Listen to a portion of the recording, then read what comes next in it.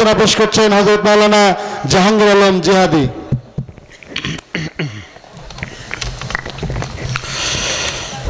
আসসালামু আলাইকুম ওয়া রাহমাতুল্লাহ। কেমন আছেন আপনারা? আলহামদুলিল্লাহ আলহামদুলিল্লাহ। প্রিয় রাজশাহী বাগমারাবাসী, দীর্ঘ কয়েক বছর পর আপনাদের সাথে আবার দেখা হলো। তবে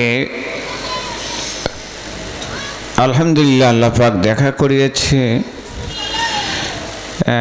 তবে আমি ভাবি না যে অন্ততপক্ষে আজকে প্রথম দিন তো লোকজন কম হবে, কিন্তু একেবারেই এরকম হবে না। তারপরও আল্লাহ যাদেরকে কবুল করেছে তারা এসেছে। যতক্ষণ, হয়তো দীর্ঘক্ষণ হবে না, যতক্ষণ চলবে আল্লাহর পক্ষ থেকে আল্লাহর মেহেরবানি কামনা করছি। প্রিয়জনেরা, রাগ করেছেন নাকি আপনার আমার উপরে? সালামের জবাব সেভাবে দেন নাই। সালামের জবাবে মনে হয়েছে আপনারা দীর্ঘদিন পর আবার পেয়েছেন, সেজন্য একটু রাগ করে বসে আছেন। কি রাগ করেন নাই তো? আরো একবার আসসালামু আলাইকুম ওয়া রাহমাতুল্লাহ। নাহমাদুহু ওয়া নাস্তাঈনুহু ওয়া নাস্তাগফিরুহু ওয়া নাউযু বিল্লাহি মিন শুরুরি আনফুসিনা ومن سيئات أعمالنا من يهده الله فلا مضل له ومن يضلله فلا هادي له ونشهد أن لا إله إلا الله وحده لا شريك له ونشهد أن سيدنا وحبيبنا ومولانا محمدا عبده ورسوله الذي أرسله بالحق بشيرا ونذيرا وداعيا إلى الله بإذنه وسراجا وقمرا منيرا فقد قال الله تعالى في كلامه المجيد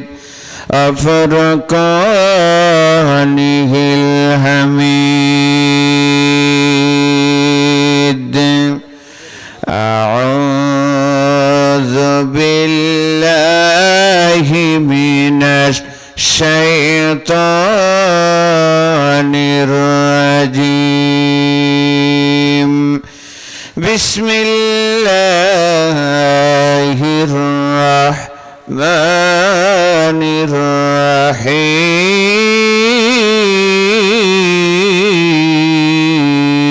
الرحيم الذين جعلوا القرآن عيدين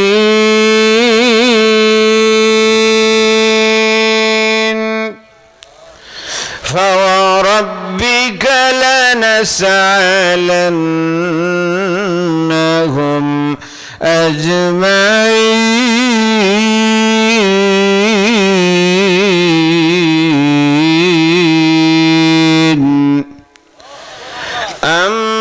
أما كانوا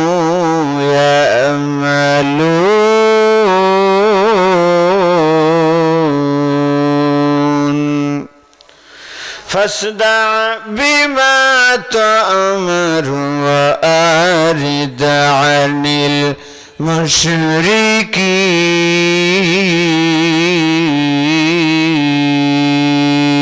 المشركين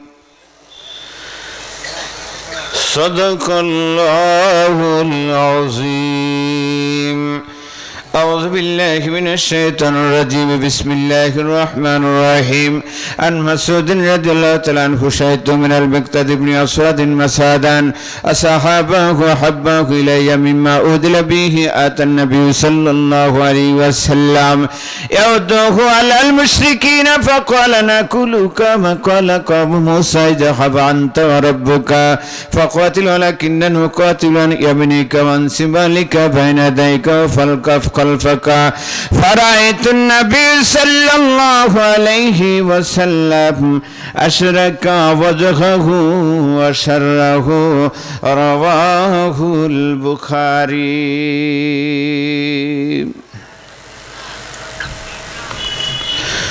معزز محترم বানোয়াইল মাদ্রাসা ময়দান মাহফিল কমিটি কর্তৃক আয়োজিত আজকের এই 16তম 2 দিন ব্যাপী ঐতিহাসিক তাফসীরুল কোরআন মাহফিলের প্রথম দিবসের জনাব সম্মানিত সভাপতি সাহেব, আজকের এই মাহফিলের সম্মানিত প্রধান অতিথি এবং বিশেষ অতিথি মহোদয়, আপনাদের সামনে আলোচনা রেখে এতক্ষণ আপনাদেরকে ধন্য করেছেন আপনাদের সুপরিচিত আলেমে দ্বীন বিশিষ্ট ইসলামী চিন্তাবিদ সুমিষ্ট ভাষী আমার একান্ত প্রিয়জন জনাব হযরত মাওলানা FM ইসমাইল আলম আল হাসানী সাহেব। আমি দোয়া করি আল্লাহ রাব্বুল আলামিন যেন আমার ওই প্রিয় মানুষটার এলেমের ভিতরে নূর দিয়ে পরিপূর্ণ করে দেন। সকলে বলেন আমিন। আপনাদের সামনে আলোচনা রেখে আপনাদেরকে ধন্য করেছেন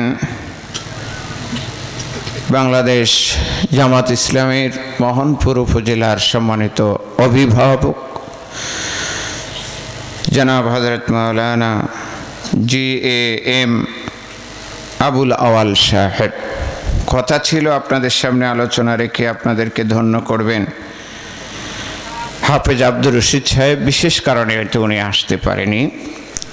আজকে আমার মঞ্চে বসা জাতির জাগ্রত বিবেক নায়েবে রাসূল হযরত উলামা ইকরামগণ, আমার সামনে উপস্থিত কোরআন পাগল কোরআন দরদি মুসল্লিয়ান ইকরাম, পর্দার আড়ালের মা ও বোনেরা, আরও একবার আমার অন্তরের অন্তরস্থল থেকে আপনাদেরকে সালাম জানাচ্ছি। আসসালামু আলাইকুম ওয়া রাহমাতুল্লাহ। মহান মানিব আল্লাহ সুবহানাহু ওয়া তাআলার দরবারে নত শিরে সকলে মিলে শুকরিয়া আদায় করছি যে আল্লাহ তাআলা আমাদেরকে এই কোরআনুল কারীমের মাহফিলে আসার বসার আলোচনা শোনার এবং বলার পরিবেশ তৈরি করে দিয়েছেন। সে মনিবের দরবারে প্রাণ খুলে জবান ছেড়ে সকলে মিলে শুকরিয়া আদায় করছি, পড়ছি আলহামদুলিল্লাহ।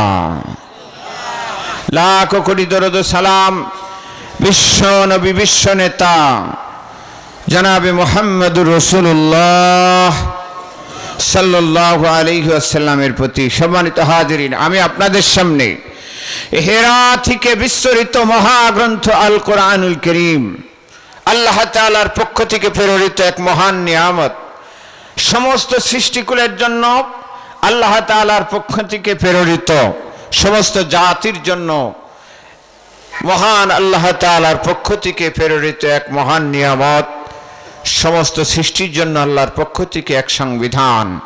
পবিত্র কোরআনুল কারীমের সূরা হিজর থেকে কয়েকটি আয়াত তেলাওয়াত করেছি। সংক্ষিপ্ত সময়ে এর আলোকে কিছু কথা বলবো ইনশাআল্লাহ। যেন আমার জবান খুলে দেন, বলেন আমিন।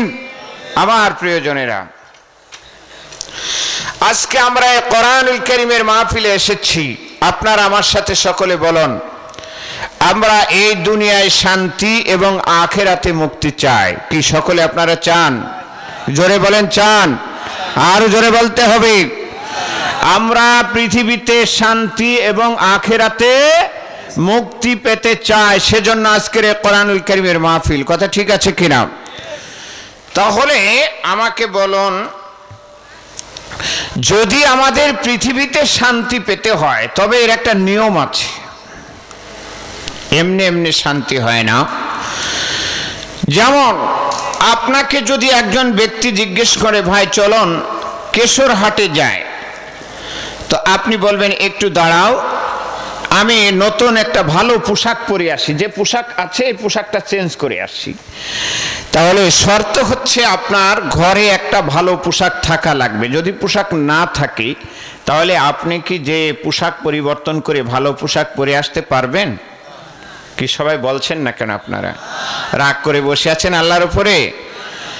আচ্ছা বলুন, আপনার বাসার সামনে দিয়ে একজন মেহমান চলে যাচ্ছে, আপনি ধরে তাকে নিয়ে যাচ্ছেন আপনার বাসায় একটু খাওয়ানোর জন্য। তো শর্ত হলো আপনার ঘরে খাবার থাকতে হবে। যদি খাবার না থাকে তাহলে আপনি মেহমান নিয়ে যে কি খাওয়াতে পারবেন? আরো জোরে বলেন। ঠিক যদি আমাদেরকে পৃথিবীতে শান্তি পেতে হয়, আখিরাতে যদি আমাদেরকে মুক্তি পেতে হয়, তবে যেমন হাড়িতে খাবার না থাকলে মেহমানকে খাওয়ানো যায় না, যেমন আলমারিতে বা আলনায় নতুন জামা পোশাক না থাকলে পরিধান করা যায় না, ঠিক একই রকম ভাবে ওই দেশে শান্তি পাওয়া যায় না যেই দেশে আল্লাহর কোরআনের আইন দিয়ে সমাজ না চলে, আল্লাহর কোরআনের আইন দিয়ে সংসদ ভবন না চলে, ওই দেশেও ঠিক একই কায়দায় শান্তি পাওয়া যায় না। কথা বলেন ঠিক কিনা? যদি শান্তি পেতে হয় শর্ত হলো আল্লাহর দেওয়া নিয়ম, আল্লাহর দেওয়া নীতি, আল্লাহর দেওয়া পদ্ধতি অনুযায়ী সমাজ চলতে হবে, নতবা সম্ভব নয়। কিয়ামত পর্যন্ত বসে বসে আপনি যদি একটা নিম গাছ লাগিয়ে নিম গাছের নিচে বসে বসে আপনি বলেন আল্লাহ একটা আম দাও, আল্লাহ একটা আম দাও, আল্লাহ একটা আম দাও, বড় তসবি পাগড়ি জুব্বা পরে নিম গাছের নিচে বসে বসে যদি আপনি আম চান, হায়াত আপনার ফুরিয়ে যাবে। এরপরেও নিম গাছে কখনো আম ধরবে না। নিম গাছ থেকে যেমন আম পাওয়া সম্ভব নয়, আল্লাহর কোরআনের সমাজ ব্যবস্থা ছাড়া পৃথিবীতে শান্তি পাওয়া সম্ভব। আরো জোরে বলেন। আপনাদের কি মনের ভিতরে সন্দেহ আছে যে আল্লাহর কোরআনের আইন ছাড়া শান্তি হতে পারে? এরকম মনে হয় নাকি? আল্লাহর কোরআনের আইন ছাড়া কি শান্তি হয়? আরো জোরে বলেন। কখনোই সম্ভব নয়, হয়নি, হবে না, হতে পারে না। কারণ আল্লাহ রাব্বুল আলামিন বলেন সৃষ্টি আমার, আইন চলবে। আমি আল্লাহ সৃষ্টি করেছি, আমার দেওয়া নিয়ম অনুযায়ী সমাজ চলবে। যদি সমাজে শান্তি পেতে হয়, আখিরাতে মুক্তি পেতে হয়, আল্লাহর দেওয়া জীবন ব্যবস্থা ছাড়া কখনোই সম্ভব নয়। আমি আপনাদেরকে বলি, আপনার এলাকায় জমি চাষ করার জন্য ট্রাক্টরে জমি চাষ করে, আমার এলাকায় আপনার এলাকায় আছে না নাই? আপনি একটা ট্রাক্টর কিনে নিয়ে আসলেন 30 লক্ষ টাকা দিয়ে। এই ট্রাক্টরের সাথে আপনাকে একটা বই দিল যেখানে নিয়ম কানুন গুলো লেখা আছে, কিভাবে ট্রাক্টর চলবে, কিভাবে ভুঁই চাষ হবে, কোথায় ড্রাইভার বসবে, কোথায় পানি দেবে, কোথায় তেল দেবে, সব নিয়মগুলো জায়গায় লেখা আছে। এখন আপনি ট্রাক্টর নিয়ে এসে বললেন আহারে 30 লক্ষ টাকা দিয়ে কষ্ট করে আমি কিনে নিয়ে এসেছি ট্রাক্টর, ইঞ্জিনিয়ারের কথা আমি মানব না, ইঞ্জিনিয়ারের কথা মতন আমি চলবো না।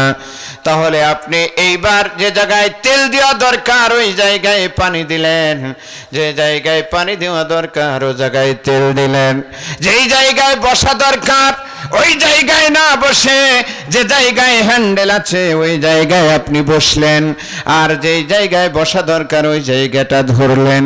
বলুন দেখি ওই ট্রাক্টর দিয়ে আপনি 1 ঘন্টায় মনে হয় 50 বিঘা ভুঁই চষতে পারবেন নাকি?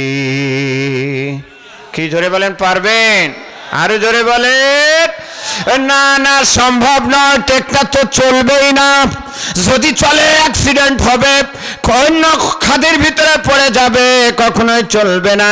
ঠিক একই কায়দায় আপনি ইঞ্জিনিয়ারের কথা না শুনে যদি আপনার ট্রাক্টর না চলে, আল্লাহ আপনাকে কিভাবে সমাজ চলবে, কিভাবে রাষ্ট্র চলবে না চলবে, সব সমস্যার সমাধান হিসেবে আল্লাহ একটা কিতাব দিলেন, কোরআনুল কারীম। আপনি এই কোরআন বাদ দিয়ে যদি সমাজ চালাতে যান, ওই ইঞ্জিনিয়ারের কথা না শুনে যদি আপনি ট্রাক্টর দিয়ে ভুঁই চাষ করতে না পারেন, আল্লাহর কোরআনের আইন ছাড়া, আল্লাহর কোরআনের সমাজ ব্যবস্থা ছাড়া আপনি জিন্দেগিতে কখনোই পৃথিবীতে শান্তি পাবেন না।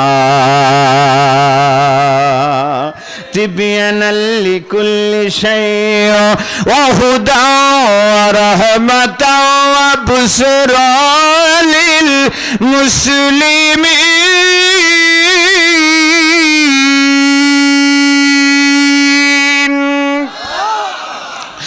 সব সমস্যার সমাধান আমি আল্লাহ কোরআনের ভিতরে দিয়ে দিলাম মুসলমানদের জন্য।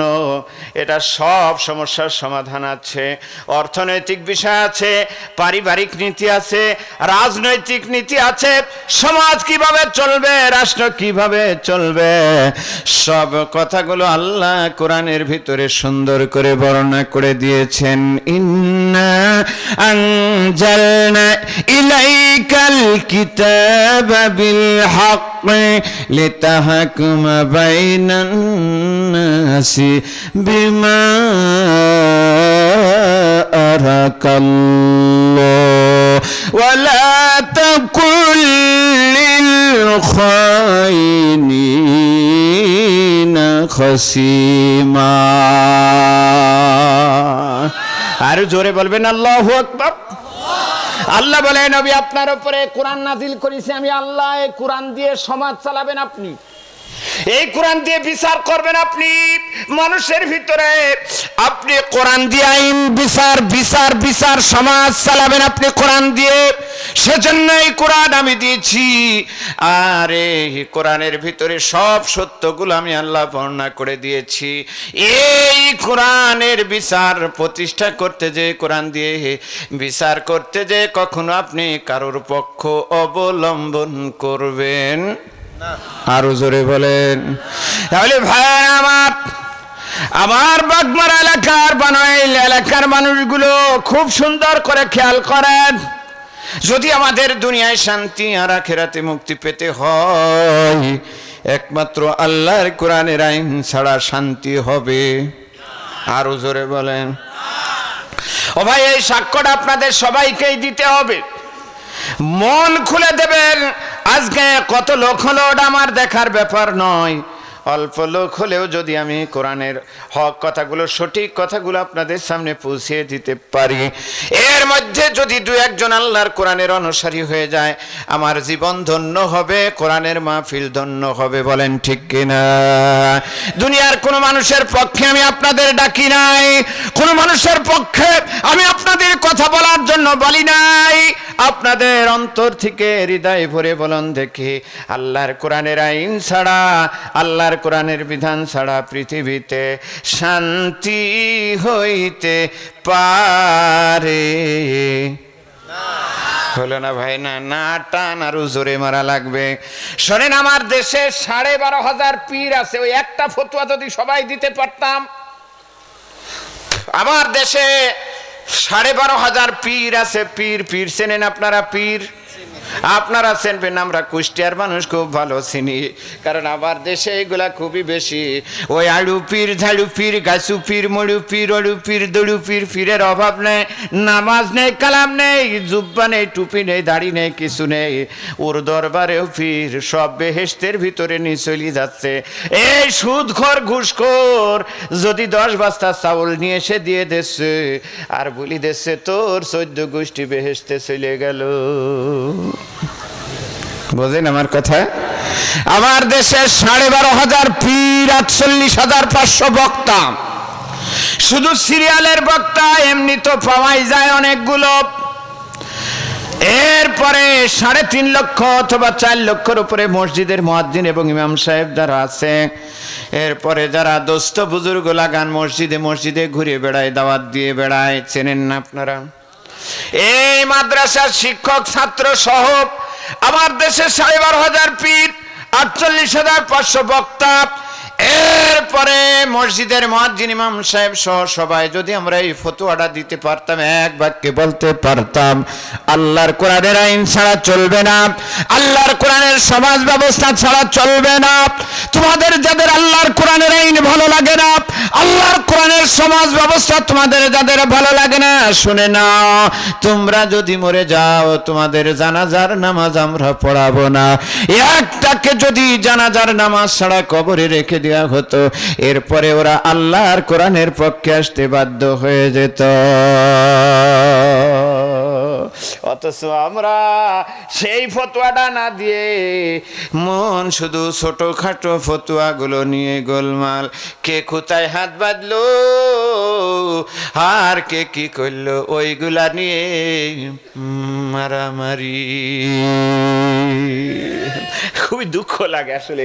আমি মাঝে মধ্যে বলি, মানে এক জায়গায় নামাজ পড়াচ্ছে তো একজন ইমামতি আল্লাহু আকবার বুকের উপর বসছে, পিছনের দিক থেকে টান দিয়ে বলে হাত তোর হলো না, ওই জায়গায় নামাজ হয় নাকি? তো বলে তাহলে তুই যা। আর একজনটা দিচ্ছে আল্লাহু আকবার বলে নাভির উপরে বাজছে, নিচে বাজছে, পিছন দিক থেকে টেনে বলে ধর তোর ওই জায়গায় দিলে হয় না, তোর নামাজ হবে না। তা আর একজনের বলছে তুই যা। ওই ব্যক্তি যে আল্লাহু আকবার বলে হাত বাঁধবিতে কপালের পরে বাঁধ দিছে।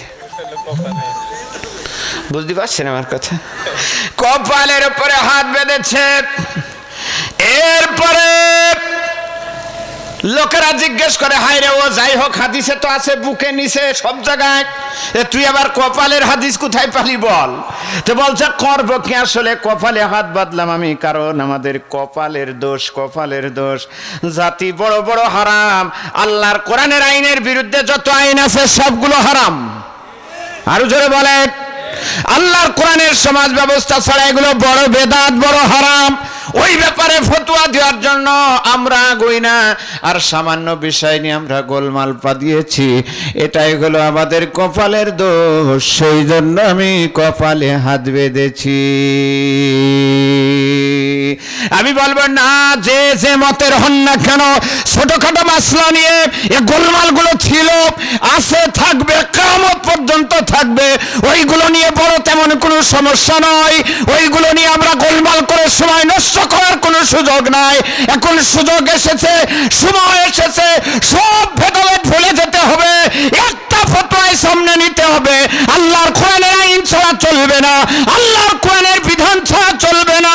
যে যেখানে আছি সব জায়গা থেকে আল্লাহর কোরআনের আইন যেন বাংলার জমিনে বাস্তবায়িত হয়, সেজন্য আমরা যতদিন পর্যন্ত বেঁচে আছি, যতক্ষণ পর্যন্ত আমাদের নিঃশ্বাস বহন হবে, যতক্ষণ গায়ে রক্ত থাকবে, যত ঝামেলা আসুক না কেন, জেল চলবে না, সব মেনে নেব।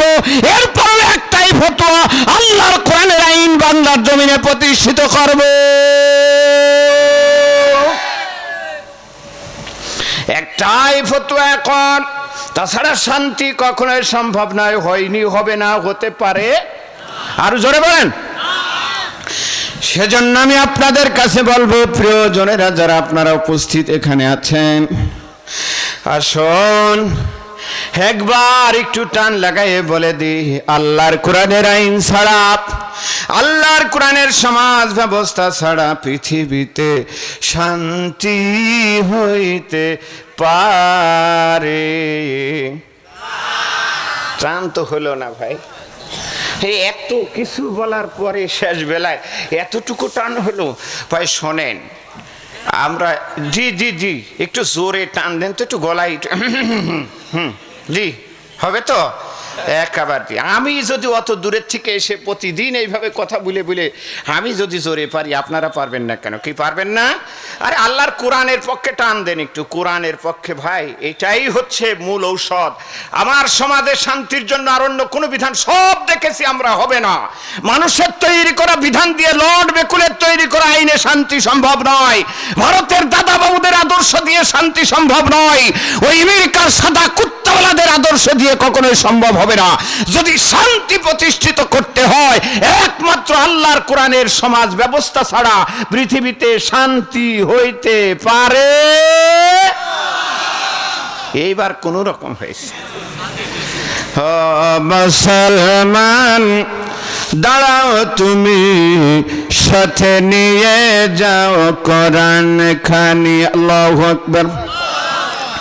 ও মুসলমান দাঁড়াও তুমি, সাথে নিয়ে যাও কোরআন খানি গৌরাধারের বিপদ সানিতে গৌরাধারের বিপদ সানিতে পথ চলিতে কি পারবে তুমি ও মুসলমান দাঁড়াও তুমি সাথে নিয়ে যাও কোরআন খানি এই পৃথিবীতে দেখো কতই বিধান দিতে পেরেছে কি শান্তির সমাধান পেরেছে আরো জোরে বলেন কেবল কোরআন দিতে পারে সমাধান কেবল কোরআন দিতে পারে সমাধান এ কোরআনকে পালন করো যদি ও মুসলমান দাঁড়াও তুমি সাথে নিয়ে যাও কোরআন খানি জোরে জোরে জোরে বলেন মারহাবা এই পৃথিবীতে যদি আমাদেরকে শান্তি পেতে হয় আখিরাতে যদি আমাদেরকে মুক্তি পেতে হয় একমাত্র আল্লাহর কোরআনের সমাজ ব্যবস্থা ছাড়া একমাত্র আল্লাহর কোরআনের আইন ছাড়া কখনোই সম্ভব নয় ঠিক কিনা প্রিয়জনেরা আমার এই কোরআন আমরা ছেড়ে দিয়েছি সেই জন্য আপনি বলবেন হুজুর অনেক কিছু আমরা পেয়েছি আমি বলবো না আল্লাহ রাব্বুল আলামিন বলেছে ওমান আ'রাদা আন যিকরি ফা ইন্না লাহু শাতান দাঙ্কা ওয়া নাহশুরুহু ইয়াওমাল কিয়ামাতি আ'মা আল্লাহ বলে আমি সংকীর্ণ করে দিয়েছি জীবিকা সব কিছু সংকীর্ণ আপনি বলবেন হুজুর অভাব নেই খাবারের অভাব নেই সব কিছু আছে আমি বলবো নেই নেই নেই নেই তাকে দেখেন কোথাও কিন্তু শান্তি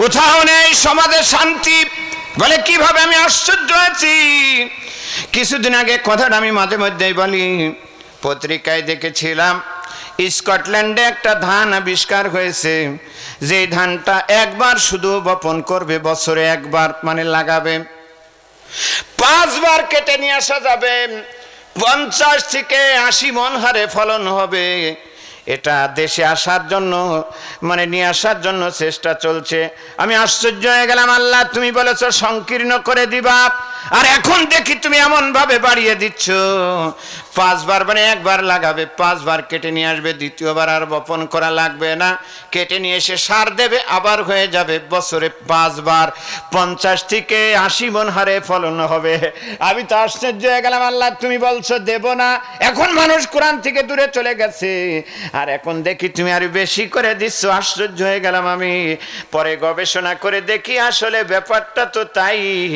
আল্লাহ বলছে আমি কেড়ে নিয়েছি কিভাবে দেখেন ওরে ভাই ধান 50 মণ থেকে 80 মণ আর 100 মণ আর 200 মণ কে ও 500 মণ যদিও হয় আমার মেহেরপুরে একটা ভাষা আছে কুষ্টিয়ায় বলে বেল পাকলে কাগের কি বেল পাকলে কাক কিন্তু খেতে পারে না আমিও চিন্তা করে দেখলাম ধান 200 মণ হলে কি হবে ডাক্তার বলে দিয়েছে বাবাজি সকালে 2 রুটি রাত্রি খাবা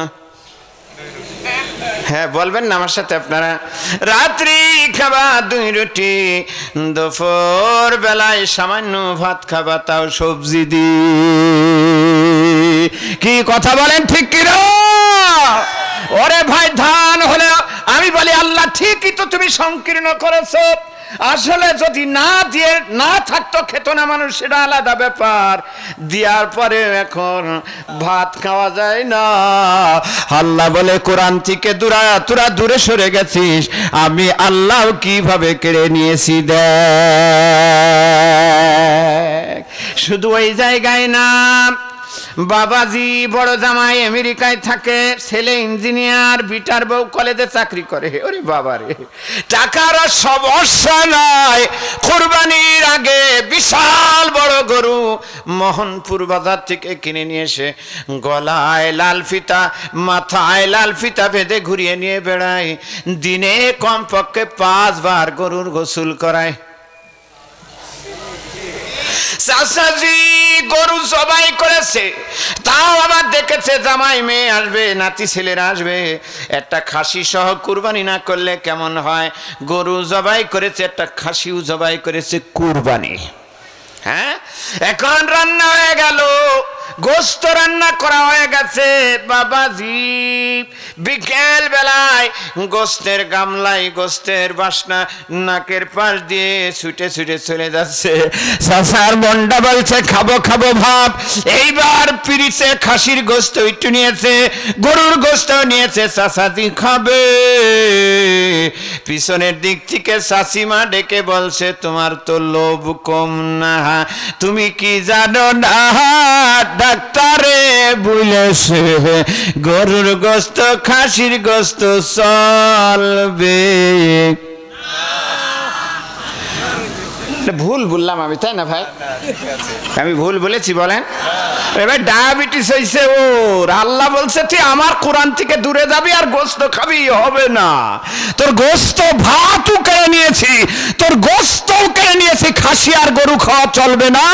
এখন মুরগির গোস্ত খাবি, তার পাকনার ঠ্যাং খাবি। আসলে ভালো খাবার তোর ভাগ্য জুটবে না, আমি আল্লাহ কেড়ে নিয়েছি। আরো জোরে বলে, সে আল্লাহ আছে না? না, শুধু তাই নয়, এই এলাকার মানুষগুলো খেয়াল করেন, শুধু তাই নয়, চাচাজি ইচ্ছা করলে দিনে কমপক্ষে 50 কাপ চা খাওয়াতে পারে, খেতে পারে। আরো 5 জনের 150 কাপ খাওয়ালে পকেটের টাকা পুরাবে না। আছেন এরকম? এখন চা খাবে দোকানে, চা, এই দোকানদার চা। দোকানদার ইশারা করে বলছে, চাচাজি চা তো খাবেন, কেমন দেব, কেমন চা, মানে বুঝেছেন তো? কি কি ওই দেখেন দেখেন বুঝেছে। কেমন চা? বলে চিনি হবে না, চিনি হবে না, চিনি হবে না। ভাই বলুন তো, চার ভিতরের থেকে যদি চিনি উঠে যায়, এখন তিতা ছাড়া আর কিছু থাকে? জোরে এই তো, ও তিতা ছাড়া কিছু না। আল্লাহ বলে আমার কোরআন থেকে মুখ ফিরিয়েছিস না ফরমানেরা। আমার কোরআনই হলো শান্তি, আমার কোরআনের বিধানে হলো মুক্তি। তোর আমার কোরআন থেকে মুখ ফিরিয়ে নিয়েছিস, আমি আল্লাহ তোদের ভাত উঠিয়ে নিয়েছি, গোস্ত উঠিয়ে নিয়েছি। এখন চিনি দিয়ে চা খাবি, মিষ্টি উঠিয়ে নিলাম। তিতা ছাড়া আর তোদের ভাগ্যে কিছু হবে না। বাপরে বাপ, ঢাকায় থাকে জামাই মেয়ে, আসছে ছুটিতে রাজশাহী থেকে ভালো মিষ্টি প্যাকেট করেছে, বড় বড় চমচম, বড় বড় কালো জ্যাম। ওরে বাবারে বাবারে রসমালাই, কত সুন্দর সুন্দর পুড়পুড়ি আর হুড়ুহুড়ি আর গুড়গুড়ি। কি কথা বোঝেন না? প্যাকেট করে নিয়ে আসছে চাচাজি। শ্বশুর বাবাজি তাকায় দেখে জামার হাতে বড় বড় প্যাকেট, ওনার বুঝতে বাকি নাই মিষ্টির। বাপরে বাহ! এখন ফ্রিজের ভিতরে রেখে দিয়েছে, প্যাকেট থেকে কয়টা কালো জাম কয়টা চমচম বের করে নিয়ে এসে এই ফ্রিজের উপরে রেখে দিয়ে এইবার চামচ দিয়ে কেটে মুখে দেবে। পিছনের দিক থেকে শাশুড়িমা ডেকে বলছ, মিয়া তুমি কি জানো না ডাক্তারে বলেছে মিষ্টি খাওয়া চলবে? ভুল বললাম আমি, তাই না ভাই? ভুল বলেছি আমি? চলবে না, চলবে না, চলবে না। আল্লাহ রাব্বুল আলামিন বলে কিভাবে সংকীর্ণ করলাম দেখ। তোদের কাছ থেকে আমি আল্লাহ সব উঠিয়ে নিলাম। এইভাবে যদি আমি বলি, পর্দার আড়ালের মা বোনেরা আপনারা আছেন, দেখেন এখানে আমরা অনেকে বসে আছি। আমরা কেউ 5টা ভাই, 6টা ভাই, 7টা বোন, ভাই বোন মিলাই 8টা 10টা আছি, অনেকে আছে না নাই?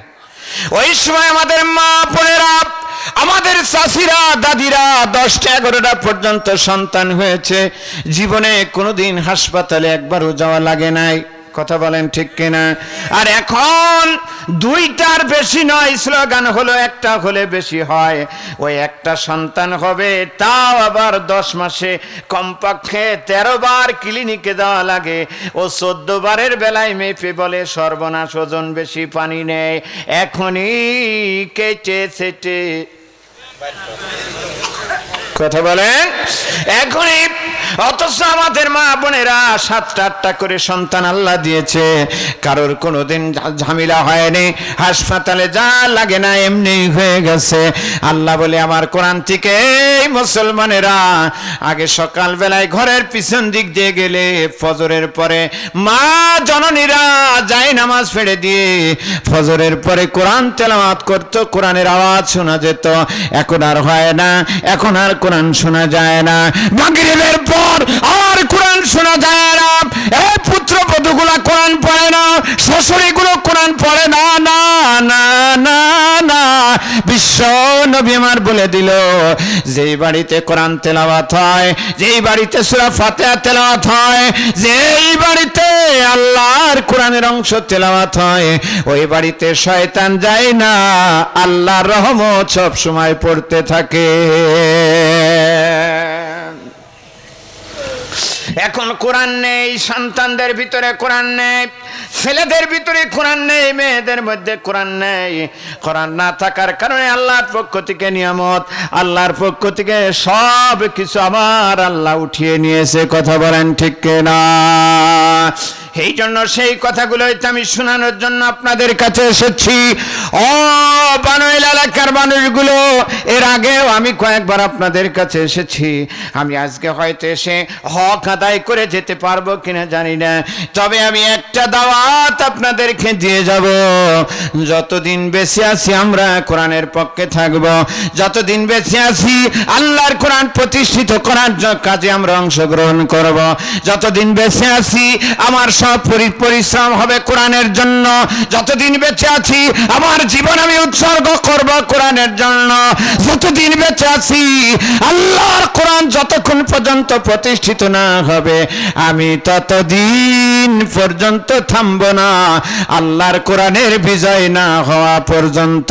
কারা কারা রাজি একটু হাত তুলে আল্লাহকে দেখায় দে। নারায়ে তাকবীর, লিল্লাহে তাকবীর। আলহামদুলিল্লাহ। প্রিয়জন, রাগ করতেছেন আপনারা? মোনাজাত করে চলে যায় নাকি? আবার তো কালকে হবে, আর কালকেও তো সেই কুষ্টিয়ার বক্তা, আজকেও কুষ্টিয়ার, কালকেও কুষ্টিয়ার। তো বরঞ্চ আমির হামজারে বুলে দেবো নে, আল্লাহ তারে বড় করেছে, আলহামদুলিল্লাহ, অনেক অনেক বড় করেছে। অথচ আমাদের দুয়ারি ফসল। মাঠে 6 বার আসছে। হ্যাঁ, এবছরে 2 বার। এই বছরে এই মাঠে 2 বার, এপ্রিল আসছে, আবার আসছে। দেন না তো আলহামদুলিল্লাহ আমার প্রিয়জনেরা। তাহলে আপনারা যদি অনুমতি দেন তাহলে আমি চলে যাই, না কি বলছেন আপনারা? এটা সেই মাঠ সকাল 8টা পর্যন্ত থাকে। ও, সেই মাঠ সকাল 8টা পর্যন্ত থাকা মাঠ এটা? তাহলে 9টায় একবারই দেওয়া হবে এটা। আলহামদুলিল্লাহ। তবে হ্যাঁ প্রিয়জনেরা, আপনজনেরা, রাগ করেন আপনারা, কষ্ট লাগে ভাই? শোনেন, আল্লাহর কোরআনের পক্ষেই এই কথাগুলো আসলে শুনতে ভালোই লাগে। আর আমরা যতদিন আছি আল্লাহর কোরআনের পক্ষে, এই কোরআন প্রতিষ্ঠিত করার জন্য আমি আপনাদেরকে বোঝানোর চেষ্টা করেছি, যে কায়দায় হোক। আমাদের কাছে হুজুর নামাজ পড়ো, নামাজ পড়ো, নামাজ পড়ো, ও হাত ধরে পা ধরে কাজ হবে না। বাপ মার খেদমত করো, ও বুইলে বুইলে কাজ হবে না। আমরা বুইলে যাই, আবার সকালবেলায় যা তাই। ওই যে দেখেন না, বড় কিছু পুকুরে ওই পানির উপরে, আমাদের কুষ্টিয়ার ভাষায় আমরা স্যাদল বলি, মানে ওই যে উপরে কি বলেন আপনারা ওইটা কি ভাই? মানে ওই পানির উপরে ইয়ে করে থাকে, যে যে উপরে থাকে, একটা ঢেল মারলে পরে ওইটা সরে যায়, সামান্য সময়ের জন্য একটু সরে যায়। কি বলেন আপনারা? কচুরি পানা। মানে ওইটা তো ওই যে জার্মানি মতন, ওইটা কি কচুরি পানা বলেন? না, একেবারে ছোট ছোট, মানে ওই যে পানির উপরে থাকে একেবারে ছোট। কি বলেন ওইটা? পানা। পানা। ওই ঢেল মারলে পারে ওই জায়গাটা একটু ফাঁকা হয়ে যায় পানি। হ্যাঁ, আবার কিছুক্ষণ পরে এসে আবার সমান হয়ে যায়। কি যায় না? তা আমরা ঠিক ওই রকম একটু ওয়াজ করে দিয়ে যাই, একটু ঢেল মারি, একটু ভালো হয়, আবার আমরা চলে গেলে আবার ওই জায়গাটা সমান হয়ে যায়। কি কথা ঠিক না? একই কায়দায়। তো এটি কোনদিন কাজ হবে না। আসল কাজ হবে ওই জায়গায় যখন, ওই জায়গায়, বুঝতে পারছেন, মানে আসল জায়গায় যখন আইন পাশ হয়ে যাবে, আল্লাযীনা ইউমাক্কান্নাহুম ফিল আরদ আকামাস সালাত ওয়া আতুজ যাকাত তা'মুরুনা বিল মারুফ ওয়া তানহাউনা আনিল মুনকার, যখন ওই জায়গায় নামাজের বিল পাশ হয়ে যাবে, মানে 300 জন যখন বলবে যে নামাজের বিল পাশ হয়ে গেল, হাজয় যুক্ত, হাজয় যুক্ত, হাজয় যুক্ত, বাবাজিরা বলবে হ্যাঁ হাজয় যুক্ত, হাত তুলে দিল 300 জন, আর বলবে আগামী কালকের থেকে মসজিদে যখন আজান হবে, আজানের পরে যদি কোনো মুসলমান মসজিদে না যায়, তাহলে সাদা পোশাকের বাবাজিরা যাই একেবারে পিটনি শরীফ পিছনের দিক থেকে শুরু করে দেবে। আইন পাশ হয়ে যাবে, আগামী কালকের থেকে আমার মতন হুজুরিরার হাত ধরার দরকার নাই, পা ধরার দরকার নাই, মসজিদ যত আছে আরো ডবল বাড়ানো লাগবে। কি কথা বলেন ঠিক কিনা ভাই? ওই জায়গা থেকে যদি বলে দেওয়া হয় অন্যায় চলবে না, ঘুষ দুর্নীতি চলবে না, তবে ওই জায়গা থেকে বললেই বন্ধ হবে, নতবা বন্ধ হওয়া সম্ভব নয়। কি কথা বলেন ঠিক কিনা? ওই জায়গায় যাতে যেই মানুষগুলা গেলে কোরআনের এই বিধানগুলো পাশ করবে, ওই জায়গায় গেলে যেই মানুষগুলো কোরআন দিয়ে সমাজ চালানোর জন্য কথা বলবে, ওই মানুষগুলোকে আমাদের ওই জায়গায় পাঠাতে হবে। কথা বলেন? আর ওই জায়গায় ওই মানুষগুলো পাঠানোর যে কায়দা প্রসেস আছে, আমরা দোয়া করার সময় মসজিদে বসি, ওরে বাবা রে, রব্বানা হাবলানা মিন আজওয়াজিনা ওয়া মিন যুররিয়াতিনা কুররাতা আয়ুনি ওয়াজআলনা লিল মুত্তাকিনা ইমামা। মানে দোয়া করছে, আল্লাহ তুমি আমাদের ওই যে নেতা বানাও, আল্লাহ মুত্তাকি ওয়াজআলনা লিল মুত্তাকিনা ইমামা। ইমাম মানে নেতা, আমাদের নেতা বানাও, ভালো নেতা, মুত্তাকি নেতা বানাও। দোয়া করার সময় বাবাজি ঠিকই কাছে, আর ওই জায়গায় যাওয়া নেতার সিল মারা মায়ে যাই কানা কানা খেলছে। ভাই কানা কানা বোঝেন? একটা কথা, একটা গল্প শোনেন, আমি বলি মাঝে মধ্যে। এবার পাশে আবার আলেমরা বসে আছে, যদি বলে যে হুজুর কোথায় পাইছেন, আমি কিন্তু প্রমাণ দিতে পারবে না, শোনেন তাও আর কি। হ্যাঁ, কানা কানা মানে ওই যে মুসা আলাইহিস সালাম হেঁটে যাচ্ছে, এমন সময় ফকির বলছে আল্লাহ দে, আল্লাহ দে, আল্লাহ দে। তো মুসা কালিমুল্লাহ আল্লাহর সাথে কথা বলে, আল্লাহ তোমার কাছে চাই, দাও, না দিলে তো পারো, দিয়ে দাও। তো আল্লাহ বলছে মুসা আমি দিও, নিতে পারে না, দিলে আবার নিতে পারে না, একটা কথা হলো। হ্যাঁ জিবরাইল মুসাকে দেখা, জিবরাইল একেবারে বেহেশতের ভিতরে 5 কেজি ওজনের স্বর্ণ নিচে লিয়াইছে হাজির। ও ভাই 5 কেজি স্বর্ণ আইনি যদি ফকির দেয়, ওরা ভিক্ষি করা লাগবেন বলেন তো? জোরে বলেন, জোরে বলেন। জিবরাইল আমিন বলছে হুজুর এই দেখেন তো, আল্লাহর কালিমুল্লাহ বলছে যে দেও ওর বেগের মধ্যে। না আনছি, বেগে দেবো না, দেখো দেবো, ও নিতে পারে না, দেখো। তখন ফকির বলছে যে যাক আল্লাহ, ভিক্ষা যা হইলো তাহলে এবার বাড়ি যায়। তো যে রাস্তা দিয়ে হেঁটে যাচ্ছে, জিবরাইল আমিন বলছে হুজুর ওই মাঝখানে রেখে দেবো, দেখেন ও নিতে পারে কি। হ্যাঁ নিতে পারে কি, দেখেন। তো জিবরাইল আমিন মনে মনে হাসছে, বলছে যাক ফকির তোর ভাগ্য খুলে গেল, এখন হাট ভালো করে তাকি তাকি হাট, বুঝলেন, তাকাই তাকাই যা, একটু দেখ সামনে। তো বেচারা যে জায়গায় স্বর্ণের টুকরা পড়ে আছে, ওই জায়গায় যাই বলছে আরে আমিও ফকির, আবার কানারাও ফকির, তো আমিও হেঁটে যাই, আবার কানারাও হেঁটে যাই, কানা কিভাবে হাঁটের একটু দেখি তো। বুঝছেন আমার কথা বোঝা যাচ্ছে? তো যেই জায়গায় স্বর্ণের টুকরা পড়ে আছে, ওই জায়গায় যাই কানা কানা, কানার মতন হাঁটছে, কানা কানা হাঁটছে, কানা কানা। জি জি জি, যে স্বর্ণ পিছনে পড়ে গেছে, তখন বলছে দেখ তোর কানার মতন হেঁটে কি লাভ, এবার ভালোভাবেই হাঁটি। আচ্ছা বলেন ভাই, যে জায়গায় স্বর্ণ পড়ে আছে, ওই জায়গায় যদি কানা কানা খেলে, তো ওর ভাগ্যের পরিবর্তন হবে? আরো জোরে বলেন, স্বর্ণ জুটবে? ও জীবনে এত জিকির, আজগার, তাসবিহ, তাহলিল, ফতোয়া, এগিরি সেগিরি সব ঠিক আছে, কিন্তু যেই জায়গায় সিল মারলে সৎপন্থী এমপি হবে, সৎ মানুষগুলো মন্ত্রী হবে, যে জায়গায় সিল মারলে সৎ মানুষগুলো মেম্বার চেয়ারম্যান হবে, যে জায়গায় সিল মারলে আসল মানুষগুলো কোরআনের বিল পাস করে মারার সুযোগ পাবে, ওই জায়গায় সিল মারার সময় কানা কানা কানা কানা খেলে ঠক ঠক করে এখানে মারি না ওখানে মারি, আর এক জায়গায় পটাম করে মারি চলে আসবা, আর ন্যায় বিচার প্রতিষ্ঠিত করবা, এটা কখনো সম্ভব নয়। কানা কানা খেলা বাদ দাও, এরপরেই যদি কোরআনের বিধান প্রতিষ্ঠিত হয়। এর চাইতে বিধান বুঝানোর চালান পাতি আমি আর কুষ্টিয়াতে কিছু আনিনি। চালান বাদ শেষ। কি ঠিক আছে তো? কি ঠিক আছে? আল্লাহু আকবার বলেন। এটা তো ফরজ। যত ফতোয়া আপনি দেন না কেন, এর বিরুদ্ধে ফতোয়া দেন, ওর বিরুদ্ধে ফতোয়া দেন, বন্ধ করেন, ফতোয়া দরকার নেই। জীবনে অনেক ফতোয়া দিয়েছেন, ও কানা কানা বন্ধ করে দেন, আসল জায়গায় সিল মারেন, আল্লাহ রাব্বুল আলামিন ভাগ্যের পরিবর্তন করে দেবে। কথা বলেন ঠিক কিনা? ন্যায় প্রতিষ্ঠিত করার জন্য তো নবী আসলেন। বিশ্ব নবী আমার দুনিয়ার বুকে 22,330 দিন 6 ঘন্টা 56 মিনিট নবী আমার পৃথিবীতে অবস্থান করলেন। আর এর মধ্যে আল্লাহর জমিনে আল্লাহর কোরআনের রাজ প্রতিষ্ঠিত করার জন্য, আল্লাহর কোরআনের সমাজ ব্যবস্থা প্রতিষ্ঠিত করার জন্য নবী আমার ব্যয় করলেন 8,330 দিন 6 ঘন্টা 56 মিনিট। বলেন আল্লাহু আকবার। আর জোরে বলেন আল্লাহু আকবার। প্রিয়জনের 63 বছরের জিন্দেগিতে নবী আমার 62টা যুদ্ধ পরিচালনা করলেন। এক নয় দুই নয়, কাল কিয়ামতের ময়দানে নবী আমার যখন উঠবে, নবীর চেহারা মোবারকে 632টা তীর এবং পাথরের আঘাত থাকবে।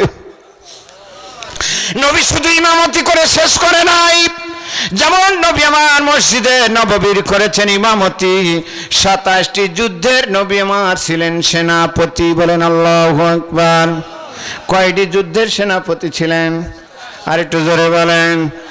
আবু আব্বাওয়াত সাফওয়ান শিরা বাদরিল কুবরা কাইনুকা সাবি কারকানাতুল কাদার গাতফান উহুদ আসাদ নাদির বাদরিল উখরা জান্দাল খন্দক কুরাইজা লিখিয়ান জাতুর রেখা ফাতাহ মক্কা হুনায়ন তাফার তাবুক ওয়া লাকাদ নাসারাকুমুল্লাহু বিবাদরি ওয়া আনতুম আযিল্লাতুন ফাত্তাকুল্লাহা লাআল্লাকুম তাশকুরুন।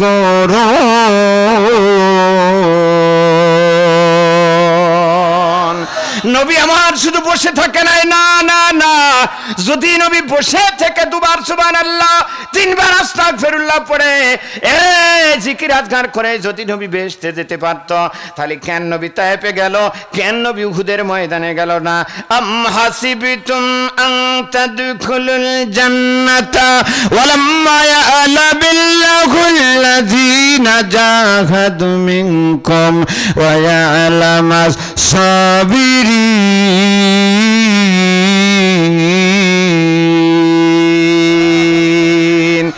এমনে এমনে বেহেশতে যাওয়া অত সহজ নয়। মনে করেন এমনে এমনে ওরে বাবা রে মরে গেল, আর ইমাম সাহেব যে খবরে রেখে আসলো আর বলে দিল বিসমিল্লাহে সাবিলিল্লাহ আলা মিল্লাতে। ভাই জানেন না, আপনারা জানেন না? একটু না বলে দিলে আমি পারি নাকি, ছোট মানুষ। কি কায়দার দোয়া দেখেন তো, মানে সাবিলিল্লাহ মানে আল্লাহর রাস্তায়।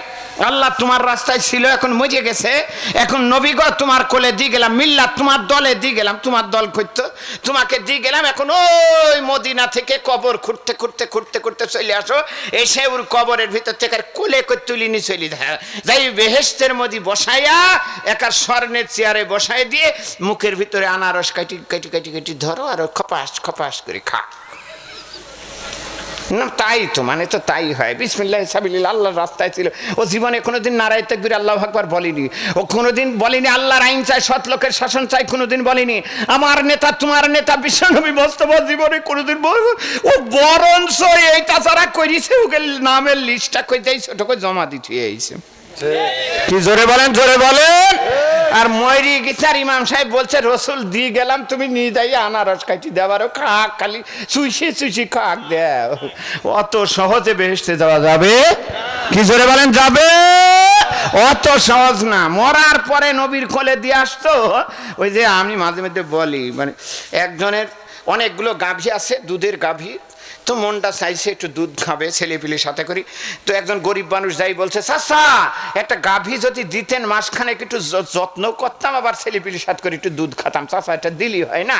তো চাচা ঘাড় ঘুরি বলছে, বাবারে দুধ খাবো? ওই বাজারে মোহনপুর বাজারে যাই একটা গাভী কিনে নিয়ে যাই খাওয়া, মানে দিইনি তো মনটা খারাপ, চাচা দিল না। তো কয়দিন পর চাচা ওই যে গরু যে ঘরে থাকে, আমাদের ভাষায় আমরা গোয়াল ঘর বলি, আপনারা কি বলেন ভাই? গোয়াল ঘর বলেন? যাক তাহলে তো বেঁচে গেলাম আমি, নাই তো সমস্যা ছিল একটু। তো এখন গোয়াল ঘরে যে ফজরের পর চাচা দিদাই দেখে কিসের কি গাভীর গলায় এইটি দেবী বের করি, উপর পান দুই পা দিয়ে মরি ষাটেই পড়ি রয়েছে।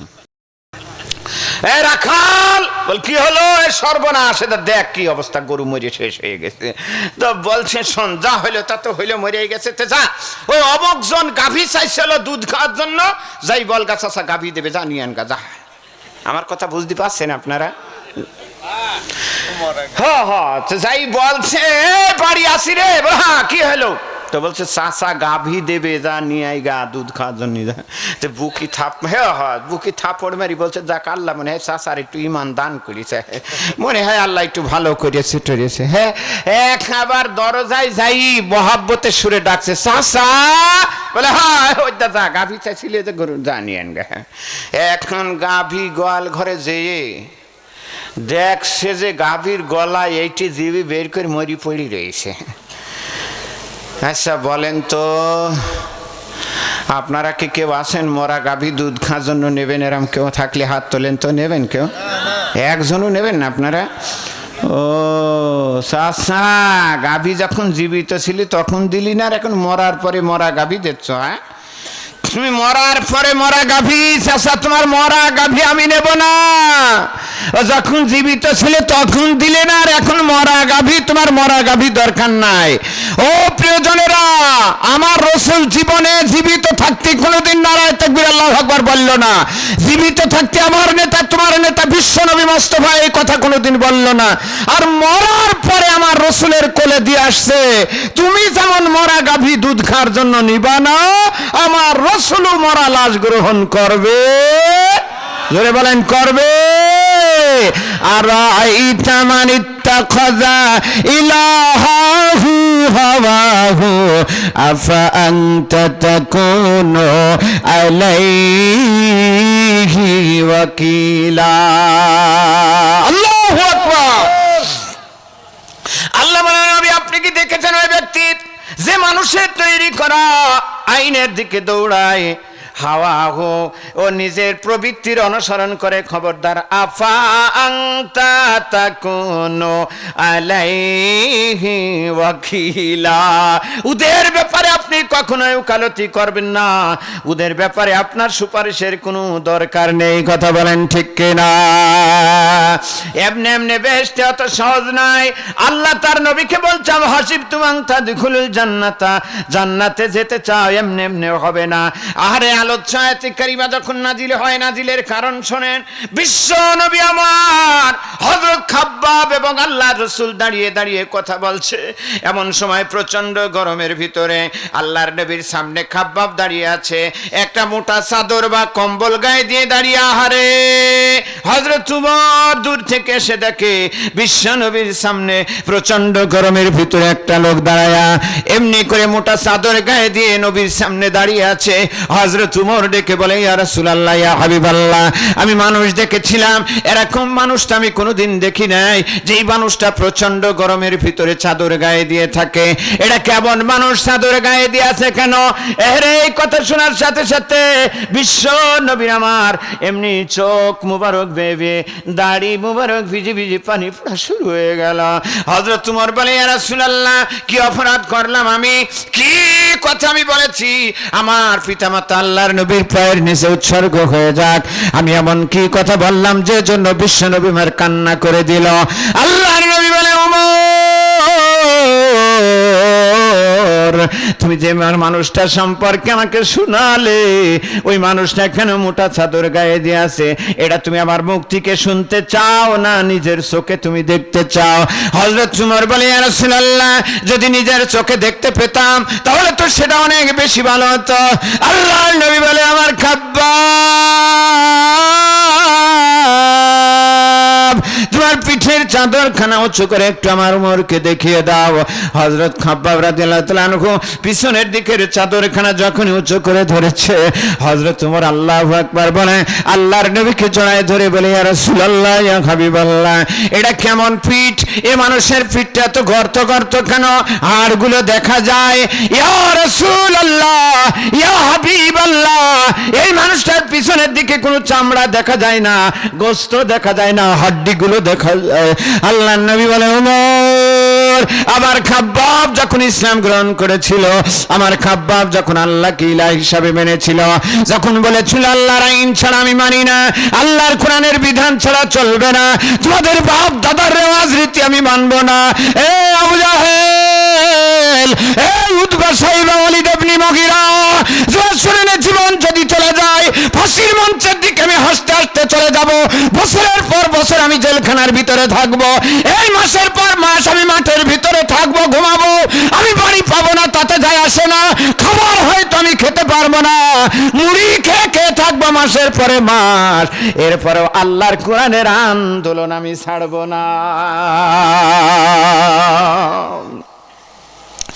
এমনি এমনি আপনি বেহেশতে চলে যাবেন, অত সহজ কথা নয়। হযরত খাব্বাব বলে, ওমর, আমি এই সাক্ষ্য যখন দিয়েছিলাম, আমার রাসূল বলে, ওমর রে, কাফের বেঈমানের আমার খাব্বাবকে ধরে হাত বেঁধেছিল, পা বেঁধেছিল, এরপরে আগুন ধরায়া উপরের দিকে চেহারা দিয়ে পিঠ নিচের দিকে দিয়ে আগুনের পরে শুয়ে দিয়েছিল। আগুনগুলো আমার খাব্বাবের পিঠের ভিতরে ঢুকে গেছে, গোশত, চর্বি, চামড়া পুড়ে পুড়ে আগুনগুলো নিভে গেছে, আমার খাব্বাবের পিঠের ভিতরে এমন গর্ত হয়ে গেছে, হাড়গুলো ছাড়া দেখা যায় না।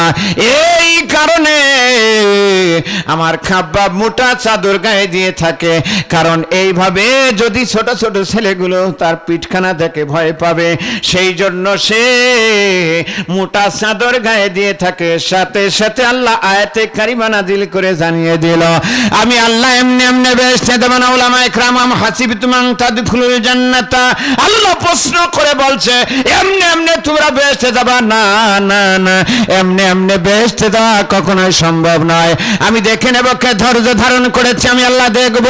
দিনের পরে দিন, রাতের পরে রাত কে কষ্ট করেছে, ফাঁসির মঞ্চের দিকে যাওয়ার 1 ঘন্টা আগেও যারা নামাজ পড়েছে, হাসতে হাসতে ফাঁসির মঞ্চে গেছে, আমি দেখে নেব। এই বছরের পর বছর কোরআনের জন্য বছরের পর বছর জেলখানার ভিতরে থেকেছে, বাতিলরা প্রস্তাব দিয়েছে, ও কোরআনের পাখি, তুমি যদি ইসলামী আন্দোলন ছেড়ে দাও, তোমাকে বাড়ি দেওয়া হবে, গাড়ি দেওয়া হবে, হুজরাখানা দেওয়া হবে, অনেক মুরিদ তোমার দেওয়া হবে, স্বর্ণ দিয়ে তোমার বাড়ি বানিয়ে দেওয়া হবে, তুমি শুধু বলো ইসলামী আন্দোলন আমি করব না, ইসলামী আন্দোলন ছেড়ে দিলাম, তোমাকে ছেড়ে দেওয়া হবে। এরপরে আল্লাহর ওলি কোরআনের পাখি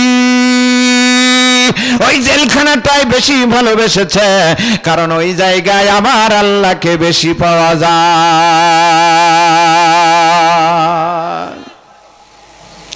আমি আল্লাহ না দেখা পর্যন্ত বেহেশতে যাব না। এই বনওয়াল এলাকার মানুষগুলা শোনেন, বিশ্বনবী সালাম দিয়েছে।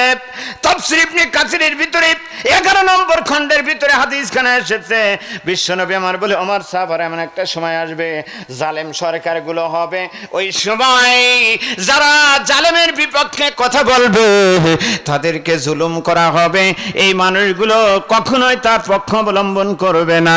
বিশ্বনবী বলে, ওরা আমার আপন হবে, আমিও ওদের আপন হব, হাউজে কাউসারে ওরা স্থান পাবে, আমি নবী ওদেরকে হাউজে কাউসারের পানি পান করাবো। বলেন সুবহানাল্লাহ। আল্লাহ। আর বিপরীতে যারা ওদের পক্ষ অবলম্বন করবে, জালেমদের পক্ষ অবলম্বন করবে, আমি নবী ওদের কেউ হব না, ওরাও আমার কেউ হবে না, আমি ওদের আপন হব না, ওরাও আমার আপন হবে না, আবার হাউজে কাউসারে ওরা স্থান পাবে না, আমি রাসূল ওদেরকে হাউজে কাউসারের পানি পান করাবো না, ওরা জাহান্নামী, ওরা জাহান্নামী, ওরা জাহান্নামী। এমনি এমনি বেহেশতে যাওয়া অত সহজ কথা নয়।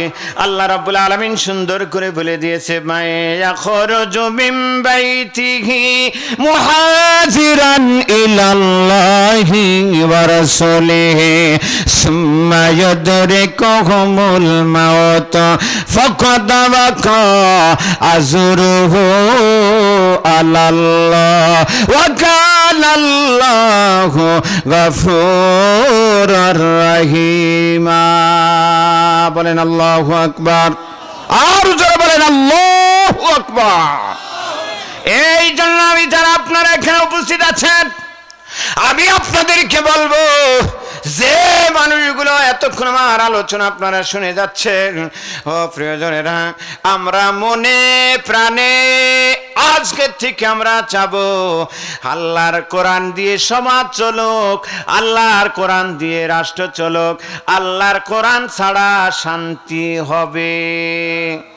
যদি এতটুকু আমার অন্তরের মধ্যে না থাকে, বিশ্বনবী বলে এই অবস্থায় যদি আমার মৃত্যু হয়ে যায়, ফামাতা মাতা বাইতাতান জাহিলিয়াত, আমার মৃত্যু হবে জাহিলিয়াতের মৃত্যু, এ জাহান্নাম ছাড়া উপায় হবে না। আর এই অবস্থায় যদি আমি থাকি, আল্লাহ রাব্বুল আলামিন সূরা মুহাম্মদের 9 নম্বর আয়াতের ভিতরে বলেন, জালিকা বিআন্নাহুম কারিহুমা আনজালাল্লাহু ফাআহাবাত আমালাহুম। আল্লাহু আকবার। এটাই কারণে যে ওরা কারিহু করেছিল, আমি যা নাজিল করেছি এই বিধানটাকে কারিহু করেছিল। কারিহু মানে অপছন্দ করা, কারিহু মানে না মেনে নেওয়া, আল্লাহর দেওয়া বিধানটা না মেনে অন্য বিধানকে মেনে নেওয়া, এটা কারিহু করেছিল। এই কারণে আমি আল্লাহ ফাআহবাত আমালুহুম, ওদের ভালো ভালো আমলগুলো বরবাদ করে দেব, কোনো কাজে আসবে না। ইয়াউমা তাবিয়াদ্দু ওজুহু ওয়া তাসওয়াদ্দু ওজুহ ফাআম্মাল্লাযীনা বিয়াদ্দাত ওজুহুহুম আকাফারতুম বা'দা ঈমানিকুম ফাযুকুল আযাবা বিমা কুনতুম তাকফুরুন। ওই দিন কিছু চেহারা কালো হবে আর কিছু চেহারা উজ্জ্বল হবে। যেই চেহারাগুলো কালো হবে, ওই দিন কিয়ামতের ময়দানে কঠিন সময়, কথাগুলো ভালো করে খেয়াল করেন। কিছু মুখ কালো হবে, যাদের চেহারা কালো হবে, আল্লাহ ডেকে বলবে, তোমরা কি কুফরি করেছিলে? আকাফারতুম, কুফরি করেছিলে, বাদা ঈমানিকুম, ঈমান আনার পরেও তোমরা কুফরি করেছিলে, নামাজও পড়েছিলে, রোজাও করেছিলে, সব ঠিক ছিল, কিন্তু ময়দানে যখন কোরআনের আইনের পক্ষে কথা বলতে বলা হয়েছিল, কোরআনের সমাজ কায়েম করার কথা যখন বলা হয়েছিল, তখন তুমি পিছপাও খেয়েছিলে। এই কারণে তোমাকে ফাযুকুল আযাব, কঠিন কঠিন আযাবের ভিতরে যেতে হবে।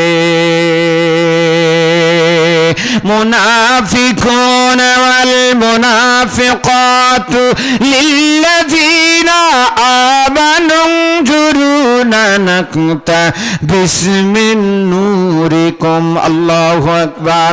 ওই দিন মুনাফিক নারী এবং মুনাফিক পুরুষ, মুনাফিক চেনেন আপনারা?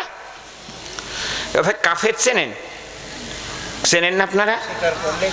ও না না, কাফের হলো 34টা হাত আর 33টা পা, এরকম না কাফের? ও তাও না হলে ওই কাফের শুধু একজনই ছিল, আবু জেহেল কাফের ছিল। ও আবু জেহেল কাফের ছিল, এখন আর কাফের টাফের হয়টাই না। এখনো আছে কাফের। ও এই জায়গায় তো ঝামেলা ভাই। শোনেন, ওই কাফের একলা আমরা মনে করি আবু জেহেল কাফের, আবু জেহেল কাফের, আবু জেহেল কাফের। তো আবু জেহেল যে কাজ করেছিল ওই কাজ যদি আমি জাহাঙ্গীর আলম করি তাহলে আমি কি কাফের হব না? কি জোরে বলেন, জোরে বলেন। কি মনে করেন আবু জেহেল কোনোদিন নামাজ পড়িনি তাই মনে করেন নাকি আপনারা? সূরা আনফাল খুলে দেখেন, ইল্লা মুকাউ ওয়া তাসদিয়াতান ফাজুকুল হাজার। ওর এর আগে আল্লাহ বলছে ওদের নামাজ হলো ওরা কাবা শরীফের চতুর্দিকে ঘুরবে, হাততালি দেবে, আর ওরা বলবে এইটি হলো আমাদের নামাজ। হ্যাঁ, এইটা হলো নামাজ, ওরা ওইটাকে নামাজ। কি মনে করেন আপনি? আপনি আবু জেহেল জুব্বা পরিনি তা না, জুব্বা, টুপি, দাড়ি সব ঠিক ছিল। আজালতুম সিকায়াতাল হাজ্জি ওয়া ইমারাতাল মসজিদিল হারাম। ওরা মসজিদে হারামটাকে কাবা আবাদ করেছে। আপনি কোন মসজিদ বানিয়েছেন? এই তো এই বাইতুল মুকাররম বেরাম মসজিদ। আবু জেহেল ওই কাবা নিজেই নির্মাণ করেছে, কাবা হাজিদের পানি পান, ও কুরবানিও করেছে। কোরআন খুলে দেখেন সব ঠিকঠাক আছে। তো আবু জেহেল কাফেরটা কোন জায়গায় ধরিয়েছে আমার বলেন তো? আল্লাহ রাসূল সাল্লাল্লাহু আলাইহি ওয়াসাল্লামকে অস্বীকার করে। ও ওই তো এই জায়গায় তো ঝামেলা। বলবেন যে আপনি বড় মুনাজাত করেন, একা সব ঠিক আছে, মনে করেন না যে আবু জেহেল মুনাজাত করিনি? কে বললো মুনাজাত করিনি? ও সবচেয়ে বেশি মুনাজাত করতে দোয়া করছে, বদরের যুদ্ধে যাচ্ছে আর কাবার দরজা ধরে আমাকে বলছে, আল্লাহ তুমি হক যেটা হক ওইটি তুমি বিজয় করো। আল্লাহ আল্লাহর বলছে ও যে আল্লাহ ও হক যেটা ওইটার বিজয় করো, মানে ও নিজেকে হক বলি দাবি করছে। বুঝতে পেরেছেন আপনারা? ছোট ছোট খাটো লোক না, ও মরছে, মরার সময় মরছে তাও বলছে আল্লাহ মরলাম, তাও যদি একটু বড় মানুষের হাতে মরতাম তাও তো ভালো হইত। কথাগুলো তো বলতে পারলাম না যেহেতু পরিবেশ, আমি তো ভাবছিলাম পরিবেশ হইলো না। দেখছেন আমি আমার সে আয়াতের মধ্যে কিন্তু এখনো ঢুকেইনি।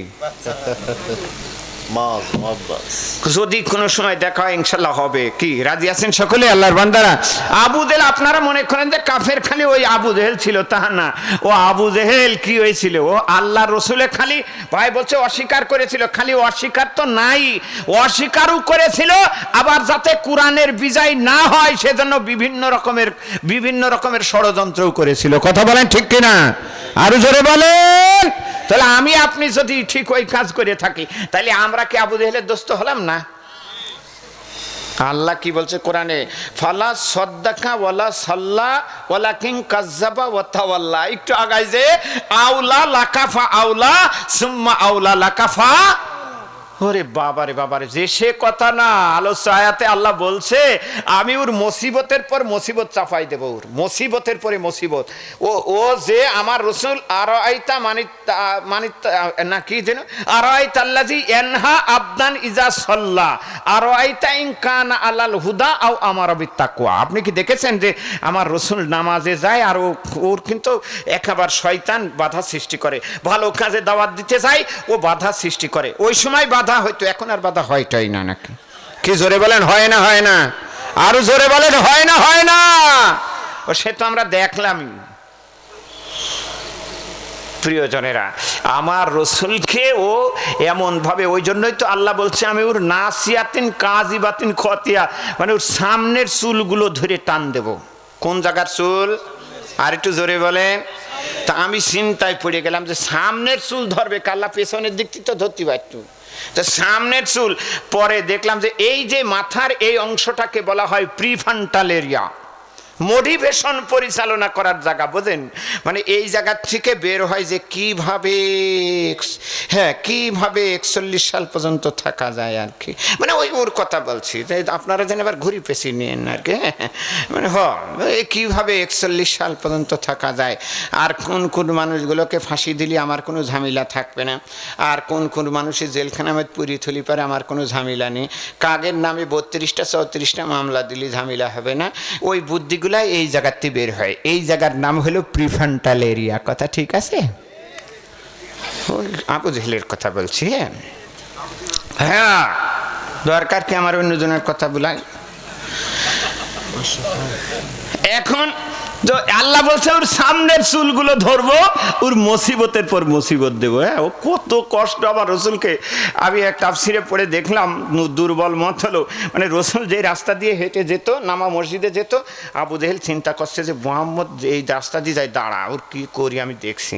তো হঠাৎ করে একটা গর্ত তৈরি করেছে, করে ওর ভিতর দিয়ে খেজুরের কাটা মাটা দিয়ে ওপরে বোঝাই ঠিকছে, মানে রসুল যেই যাবে ওর উপর পা দেবে, পড়িয়ে যাবে, আর রসুল পড়িয়ে থাকবে, সকালে যাই দেখবে আর দাঁত নেক্সকে হাসবে। ইমানদারদের কষ্ট দিয়ে এরকম হাসছে না মানুষ, কোনো দেখেননি আপনারা? হ্যাঁ, এমন কষ্ট দিয়েছে, দেখা যাচ্ছে আল্লাহর পক্ষ থেকে তারা হয়তো একটু কষ্ট পেয়েছে, আর ওরা এদিকে মিষ্টি বিলাইছে আর খাইছে। সে আল্লাহ আছে না নাই? আরো জোরে বলেন আছে না নাই? মানে আবু জেহেল আর কি। হ্যাঁ, তো হ্যাঁ, ওইটা করে ওর কিন্তু ঘুম আছে না, আর রসুল যাবে কাবা শরীফে ওই দিক দিয়ে। হ্যাঁ, তো আল্লাহ বলছেন জিবরাইল রসুলকে একটু বলে দে ওই রাস্তা দিয়ে আজকে আর যাওয়ার দরকার নেই, অন্য রাস্তা ঘুরে যাক। তো রসুল অন্য দিক দিয়ে মানে চলে গেছে কাবায়। আবু জেহেলের ঘুম হচ্ছে না, দেখি তো এবার একটু যায়, দেখি তো এবার যায়, এম করে দেখতে দেখতে কেবল সকাল হয়ে আসছে, আরেকটু যায় আরেকটু যায়। আল্লাহ বলছে জিবরাইলুর মুসিবত চাপায় দে, একটু ধাক্কা দে দিনি। যেই ধাক্কা দিছে আমার রসুলের জন্য গর্ত খুঁড়েছে, ওই গর্তের ভিতরে আল্লাহ ফেলে দিয়েছে। সে আল্লাহ আছে না নাই? আরো জোরে বলেন আছে না নাই? এখন গর্তের ভিতরে পড়ি নেতা খেতা হয়ে গেছে, মানে নেতা গর্তে পড়ে গেছে, তাই নেতা কলার পাতার পর শুয়ে আছে। ওই ওকেন কর কলার পাতা দে, এখন তো আর কেউ কলার পাতায় শয়ট হয় না, না তাই না? এখন কলার পাতায় সুতি দেখেছেন আপনারা? কি জোরে বলেন দেখেন নাই? দেখেন নাই? ও বড় গলায় কথা বলেছিল, নিজে অহংকার করে বলেছিল আল্লাহর ওলি আল্লামা সাঈদীকে আমি ফাঁসি দিয়েছি, আমার আল্লাহ বলে সব দেখায়া দেব। এত বড় লাঞ্ছিত করেছে, শোয়ার জায়গা পাইনি, কলার পাতার পরে আল্লাহ ওই শয়তানকে শুইয়ে দিয়েছে। সে আল্লাহ আছে না নাই? আরো জোরে বলেন আছে না নাই? থাক, মোনাজাত করে দিই। তো আবার তো কাল শুনবেন 11:30 বাজে, আর একটু চলবে? বলবো আর একটু চলবে? আলহামদুলিল্লাহ, আপনারা যদি অনুমতি দেন শুনেন। একটা ওঠেনি, তবে আপনারা সবাই আমার হ্যাঁ বলবেন, যতক্ষণ আপনারা আছেন আমি আসি, বোঝেন? ভিতরে একটু বলবেন হুজুর আর ভাল লাগছে না, দোয়া করে আমি এখন মারবো দৌড় বাড়ির দিকে। আমি তো খুব সহজে যাই, ইসমাইল ভাই বলে দিয়েছিলাম ভাই আর একটু টান দেবেন, আমি সহজে চলে যাব। আল্লাহু আকবার বলেন, আর একটু জোরে বলেন। তো আবু জেহেল নেতা গর্তের মধ্যে পড়ি খেতা হয়ে বলছে যে আল্লাহ, বলছে যে এ কি ব্যাপারে, গর্ত নিজে হাতে করলাম 2 হাত মতন হবে, আর এখন দেখছি যে 3.5 কিলোমিটারের বেশি ব্যাপার ডাকি। বলেন তো কার খেলা? আর একটু জোরে বলেন। বলছে আরে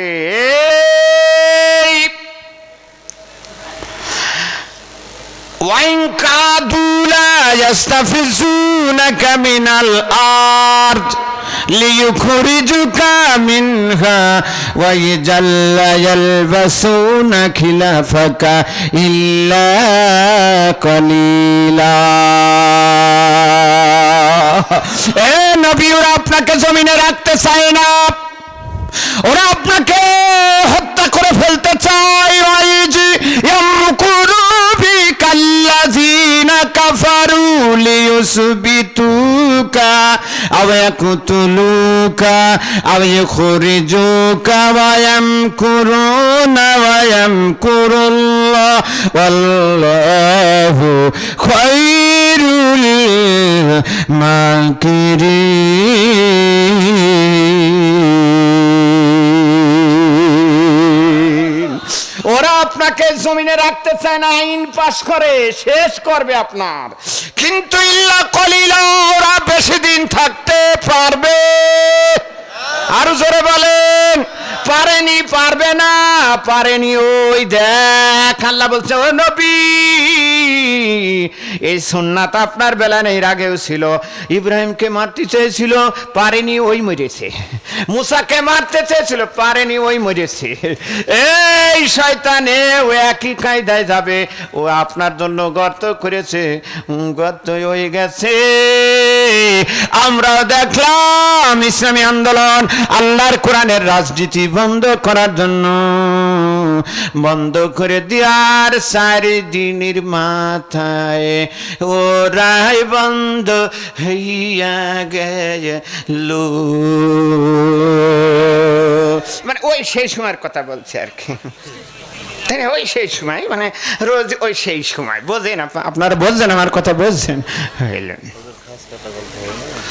না তা বলবো না, অত বলতে আসিনি আমি, বলতে তো আইসালাম সে সাবজেক্ট তো থুই দিছি, কারণ আমি ভাবছিলাম যে না বড়, যেহেতু কালকে আমির হামজা আছে, মানুষ আমার কি একেবারে কম ভালোবাসে, কিন্তু দেখলাম না এলাকার লোক ভালোবাসে না, আর হবে না। যদি বাসতো তাহলে তো অন্তত আর দেখতে হইতো। আমার প্রিয় মানুষগুলোই আমার জন্য ছুটে আসতে, তবে সবাই এরকমই করে যে প্রথম দিন না আছে শেষ দিনই একবারই যাব, তো যা পান দেখবো কালকে কি পান একেবারে। আমি নাই কোরআনের বাইরেই বলি গেলাম, কাল বোধহয় কোরআন হবে, তাই না? তাহলে যা হয় হোক, আপনাদের যা ভালো লাগে তাই করি না। আমরা কষ্ট করে আসি আপনাদের এলাকায়, দাওয়াতগুলো পৌঁছে দেন, আপনাদের একেবারেই পছন্দ করেন না, থাক। প্রিয়জনেরা, সে আল্লাহ আছে না নাই? আরো জোরে বলেন আছে না নাই? ইল্লা কলিল, আল্লাহ বলছেন ওরাও বেশি দিন জমিনে থাকতে পারবে। আরো জোরে বলেন, পারেনি, পারবে না। হ্যাঁ, সেই কথাটাই তো ভুলে গেল। স্বৈরাচারীরা তাদের পতনের সব ছিদ্র বন্ধ করে দিতে পারে, কিন্তু মনের অজান্তে একটা ছিদ্র থেকেই যায়, আসলেই যেই ছিদ্র দিয়ে তার পতন হবে। কি কথা বলেন, ঠিক না? আল্লামা সাইদি সাহেব সেই কথাটা মনে নাই? ওরে ভুলে গেল যে গাড়ির চাকা সব সময় উপরে থাকে না, গাড়ির চাকা উপরে থাকলে তো গাড়ি চলবেই না, গাড়ির চাকা ঘুরে ঘুরে বুলেই তো গাড়ি চলে। কি কথা বলেন, ঠিক না? আজকে তোমার চাকা উপরে আছে বলে তুমি যা ইচ্ছা তাই করছো, যা পারছো আলেমদেরকে ধরে ধরে জেলখানায় দিচ্ছ, সময় আসবে এমন ইন্দুরের গর্তও পাবা না পালাবার জন্য। মনে নাই আপনাদের? কি ওই কথাটা মনে নাই? তা আসলে তাও পাওয়া যাচ্ছে না। শেষ বেলায় দাড়ি গোপ কাইটি অন্যরকম পোশাক পরি পালিয়ে যাচ্ছে। আল্লাহ আল্লাহ আল্লাহ, আল্লাহ বলছে শিক্ষা গ্রহণ করা দরকার। কথা বলেন ঠিক কিনা? আরো জোরে বলেন আমার প্রিয়জনেরা। হ্যাঁ, আর একটা কথাও আল্লাহর ওলি বলেছিল জানেন, সেটা হলো যে আমাদেরকে বলো মৌলবাদী, আমরা থাকি মূলে, আর তোমরা হলে আগাবাদী, তোমরা আগায় থাকো, আমরা গুড়ায় থাকি। মূল গুড়ার থেকে এমন করে ঝাঁকি দেব যে দাদার বাড়ি দিল্লি যাই পড়বা। কি কথা বলেন, ঠিক না? তো একার মিলে গেল, ও চাইছিল কলকাতায় নামবে, তো ওই যে আল্লাহর ওলি বলি গেছে, ওই জন্য যাই পড়বি তো দিল্লি যাই পড়েছে। কি কথা বলেন, ঠিক না? প্রিয়জনেরা, আল্লাহ একজন আছে। তো ওই যে আবু জেহেল গর্তের ভিতরে পড়ে তো বলছে যে গর্ত করলাম আমি 1.5 হাত, আর এখন দেখছি 3 কিলোমিটারের বেশি। ব্যাপারটা কি রে? জাতির লোকের এসে দেখে সর্বনাশ, সেখানে তো কোনো গর্ত ছিল না, হঠাৎ গর্ত কে? গর্তের ভিতরে কে গো? তুমি কে গো? গর্তের ভিতরে কে? ভিতরের থেকে আবু জেহেল তাকায় বলে সর্বনাশ, আমি গর্ত করেছিলাম মোহাম্মদের জন্য, আমি নিজেই পড়ে গেছি, অতি দ্রুত উঠানোর ব্যবস্থা কর, ব্যবস্থা কর। মানুষ যদি জেনে যায় তবে মান সম্মান যাবে। আমার কুষ্টিয়ায় একটা ভাষা আছে, ও জাদ গেল, ও জাদ গেল বলে। জানেন এসব গান? আপনারা জানবেন না, আমার এলাকায় আছে। ওর আবার কি টং টং টং টং টং, মদিনায় যাব কেমনে মদিনায়। আমি বলি তুই মদিনায় যাবি, তুই যে 1 ওয়াক্ত নামাজ পড়িসনি, তুই জীবনে বিরাজ করিসনি, অজু গোসল কিছু, তোর মাথার হুকুন পড়ছে ছটাস ছটাস করি, আর তুই মদিনায় যাবি? না পাক কোনোদিন মদিনায় যায় বলেন? আরো জোরে বলে। ও মদিনায় যাবে, গান করছে মদিনায় যাব কেমনে। আমি বলি পাগলা, তোর গানটা অন্য কিছু, যাই হোক ওইটাই ঠিকই আছে, তুই কেমনে যাবি? কারণ নামাজ নাই, রোজা নাই, ও সব জিনিস মদিনায় যাই না। ওই গর্তের ভিতরে পড়ে বলছে চালো, রশি নিয়ে আয়, রশি নিয়ে আয়, আগে রশি নিয়ে আয়, আমাকে উঠানোর ব্যবস্থা কর। রশি নিয়ে চলো, আবু জেহেলের পায়ের নিচে রশি গড়াগড়ি যায়। আর জাতির লোকেরা বলে, আবু জেহেল জম্মের কানা হয়ে গেলি নাকি রে, কিছু দেখতে পাসনি নাকি? বলছে আর একটু নামাই দে, আর একটু নামাই দে। রশি আছে যেখানে আবু জেহেল নাই, হ্যাঁ আবু জেহেল নাই সেখানে। এখন জাতির লোকেরা বলে, কি হলো রে, তোর জন্মের কানা নাকি? বলে হবে না, মই নিয়ে আয়, মই নিয়ে আয়, মই নিয়ে আয়। আবু সুফিয়ানের বাড়ি মই নামাই দিয়েছে। জাতির লোকেরা বলে, আবু জেহেল পিছনে মই। বলে পিছনে কই, পিছনে কয়, মই কয়। জাতির লোকেরা বলে, তুই জন্মের অন্ধ হলি নাকি? ও হবে না, খেজুর গাছ নামাই দে, খেজুর গাছ বয়ে উঠবো। ও খেজুর গাছ আছে যেদিকে, আবু জেহেল নাই ধরে বলেন। ও হবে না, কোনো কিছু দিয়ে হবে না, আমি বুঝি ফেলেছি। ছাত্ররা ঢুকি পড়িছে, ও আবাবিল আইসি পড়িছে, আর হবে না, তাড়াতাড়ি হেলিকপ্টার আন। মানে ওই বলতে গেছি, অন্যটা হেলিকপ্টার বাড়ি গেছে, মুখ দিবেছেন বলতে গেছি যে ওইটা হবে না, মোহাম্মদের ডাক কিনে আয়, মোহাম্মদ ছাড়া তুলতে পারবে না। বলতে যাই হেলিকপ্টার বলে ফেলেছি, ভুল হলে নাকি আমার কি জানি, ফুল টুল হয়নি তো।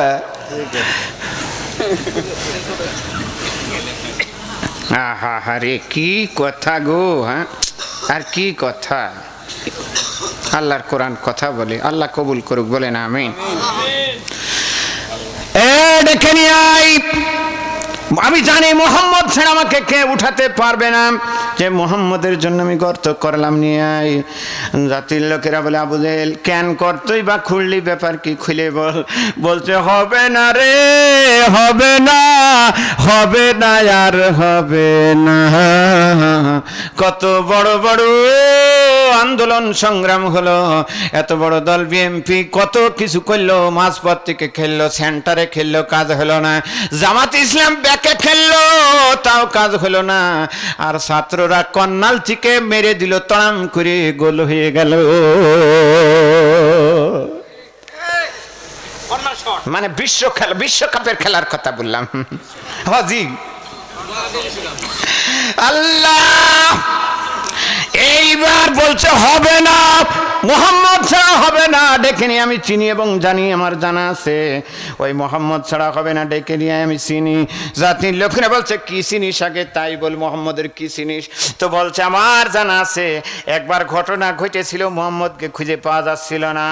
আমি সব কই গেল মোহাম্মদ, কই গেল? আবু জেহেল গর্তের ভিতর থেকে বলছে আমি তাকে চিনি। আমি আমার লাল ঘোড়া নিয়ে বের হয়ে গেলাম। আমি জানতাম মাঝে মধ্যে মোহাম্মদ ওই গিরি গুহার ভিতরে চলে যায়, তার আল্লাহর সাথে কি যেন কথাগুলো বলে। আমি আমার ঘোড়া নিয়ে বের হয়ে গেলাম, যে দেখি মোহাম্মদ পাথরের উপরে বসে আছে। আমি বললাম বাবারে, তোকে খুঁজে পাওয়া যাচ্ছে না। এ সবাই খুঁজছে, আয় আয় মোহাম্মদ আয়। আমি মোহাম্মদকে সাথে করে নিলাম, তবে আমার বিষয় হলো আমি ঘোড়ার সামনে বসলাম, আমি আবু জেহেল, আর মোহাম্মদকে দিলাম ঘোড়ার পিছনে। আমি আশ্চর্য হয়ে দেখি, আমি যে ঘোড়ার পিঠে চড়ে আছি, ঘোড়া সামনে যাওয়া তো দূরের কথা, সামনে না যে বরঞ্চ পিছনে বেশি যায়। আল্লাহু আকবার বলেন। আমি আশ্চর্য হয়ে গেলাম, ঘোড়ায় যত চাবুক মারি ঘোড়া পিছনের দিকে যায়, সামনে যায় না। হঠাৎ আমার কানের ভিতরে বাতাস থেকে আওয়াজ বের হয়ে গেল, এ আবু জেহেল, তুই চিনিস না, চিনলে কি হবে?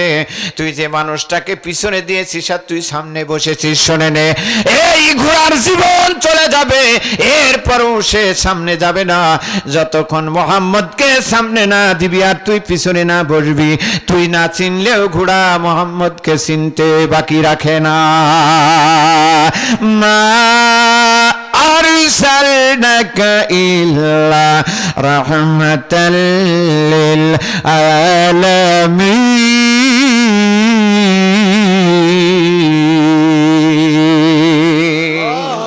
সারা বিশ্বের জন্য রহমত, শুধু মানুষের জন্য নয়, সমস্ত সৃষ্টির জন্য রহমত লিল আলামিন বিশ্ব নবী আমার।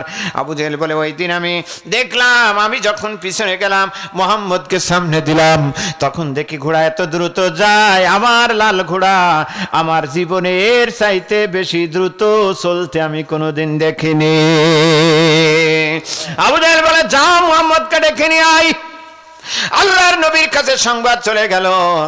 নবী আমার এসে দেখে চাচাজি গর্তের ভিতরে পড়ে গেছে।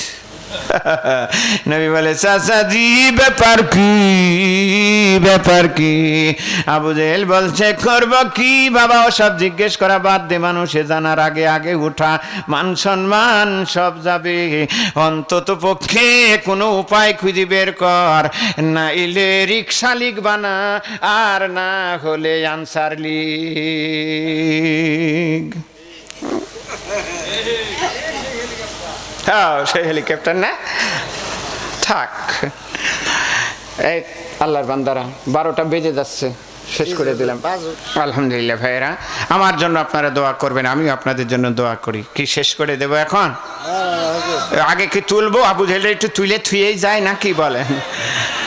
বাবারে বাপ, যাক আলহামদুলিল্লাহ। বলেন আল্লাহু আকবার, আর জোরে বলেন। এটা কার খেলা বলেন তো? আর জোরে বলেন। আল্লাহর খেলা, আল্লাহ পারে। এখন আমার আল্লাহ সেই ক্ষমতা রাখে। আবু জেহেল বলছে বাবা মোহাম্মদ আগে ওঠা। বিশ্ব নবী বলে চাচাজি গর্তের ভিতরে তো পড়েই গেছো, কালেমাটা পড়ে নাও।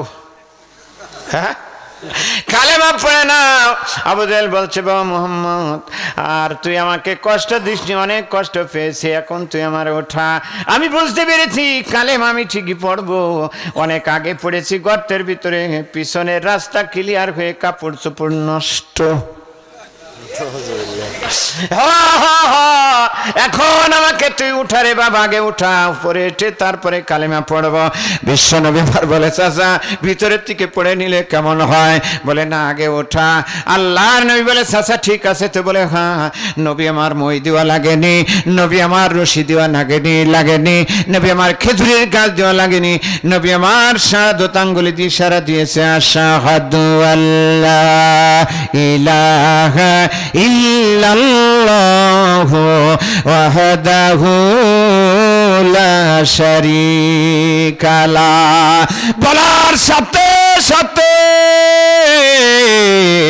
হাত ধরার প্রয়োজন হয়নি, রশি দেওয়ার প্রয়োজন হয়নি।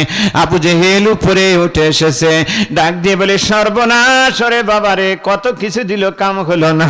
ওই মই দিল, খেজুর গাছ দিল, কিছুতে কাম হলো না। মোহাম্মদ তোমার হাত ধরার প্রয়োজন হলো না, আমি উপরে উঠে আসলাম।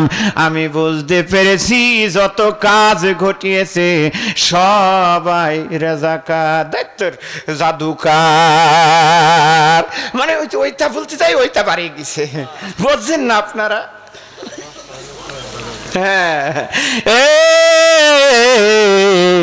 আবু জেহেল ডেকে বলছে আমি বুঝতে পেরেছি তো, তুমি এত বড় জাদুকর। আল্লাহর নবী বলে চাচা কেবল কালেমা পড়তে চাইলা, এখন বলছো? বলে মোহাম্মদ অতি সহজে না, একটু দাঁড়াও। বাড়ির ভিতরে চলে গেল। এরপরে ভিতরে থেকে মুষ্টি বেঁধে সে বলে মোহাম্মদ কালেমা পড়বো তো? আমার হাতের ভিতরে কি আছে বলো, যদি বলতে পারো তাহলে কালেমা পড়ে মুসলমান হবো। কত বড় শয়তান দেখেন, হাতের ভিতরে খুলে নিয়ে এসেছে। কবি বলে একদিন কয়া কাহে আবু জাহেল মে কাহে, বলতে হি कंकरी कलमा तब बाल उठे, नूरे अला नूर, नूरे अला नूर है।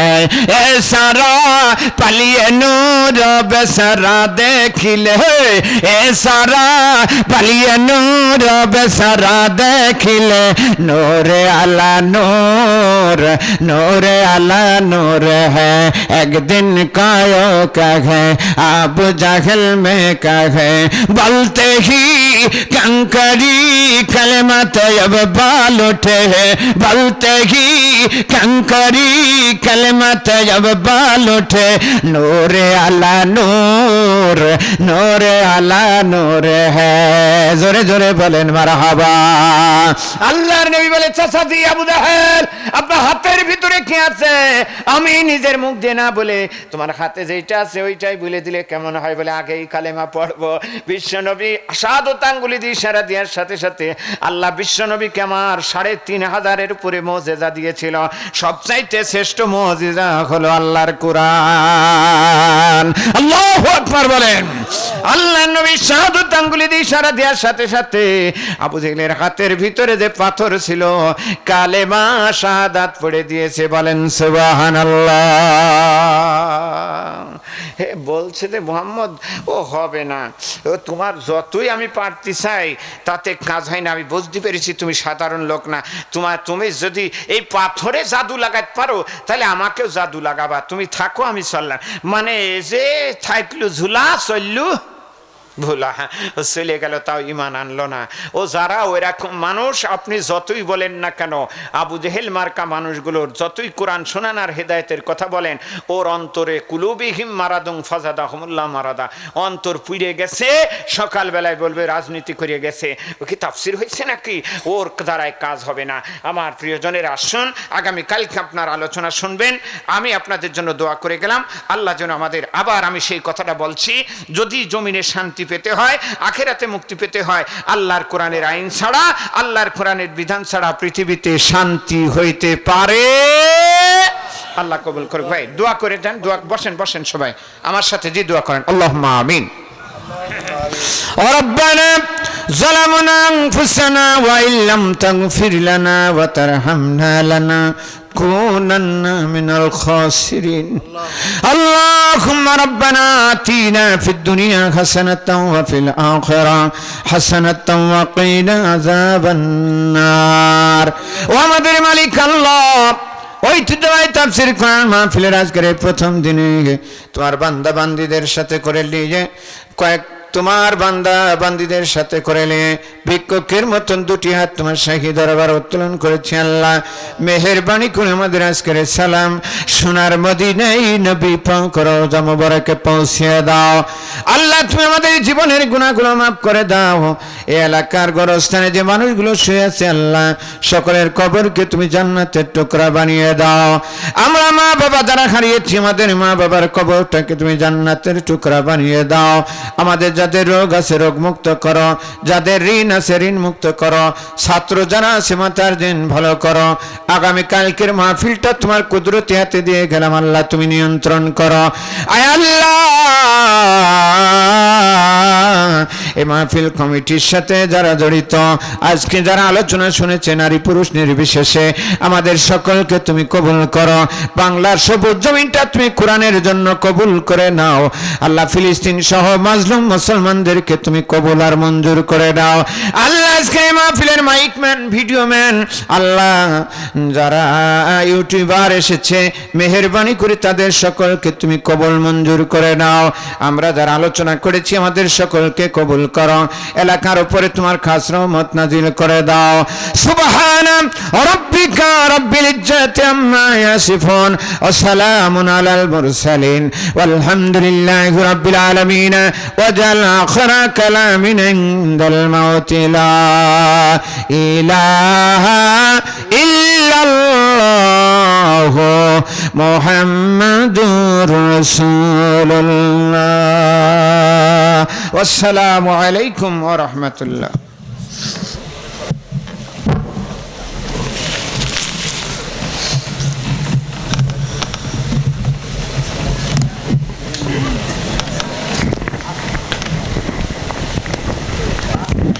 আলহামদুলিল্লাহ।